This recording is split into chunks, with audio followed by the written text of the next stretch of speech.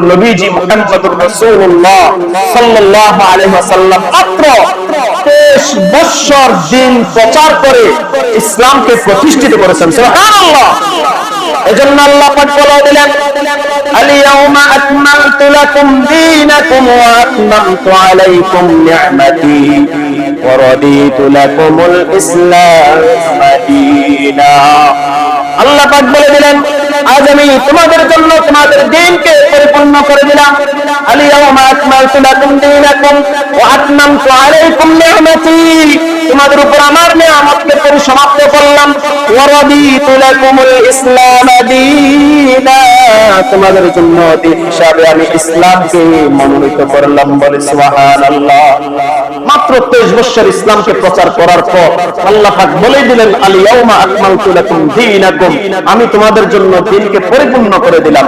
অথচ পূর্বেকার জামানার নবী রাসূলরা হাজার হাজার বছর দ্বীনের দাওয়াত দিয়েছেন, দ্বীনের দাওয়াত দিয়ে তার অনুসারীদেরকে ইসলামের পথে আনতে পারেন নাই, ইসলামকে প্রতিষ্ঠিত করতে পারেন নাই।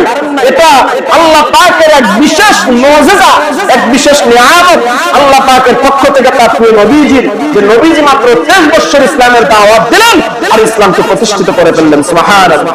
আল্লাহ পাক এই কথাটাই বলেছেন, ওয়া বানা আনকা বিজরাক আল্লাযী আনকাদা যহরাক, নবী আমি কি আপনার পিঠের বোঝাকে নামিয়ে দেইনি, যা আপনার পিঠকে বাঁকা করে ফেলেছিল, যে বোঝা আপনার পিঠের মধ্যে ছিল সেই বোঝাটাকে কেন হালকা করে দেই নাই? শুধু তাই নয়, এই আয়াতের ব্যাখ্যা ইমাম সুয়ুতী লেখেন, ওয়া রাদিতু লাকুমুল ইসলাম দীনা, আই ইফতারাত লাকুমুল ইসলাম দীনান, ফাকাত আমি ইসলামকে চূড়ান্তভাবে দ্বীন হিসেবে স্বীকৃতি দিলাম, মনোনীত করলাম। ইসলামকে চূড়ান্ত হিসাবে আল্লাহ পাক আমাদের জন্য দ্বীন হিসাবে মনোনীত করেছেন। বলেন না সুবহানাল্লাহ।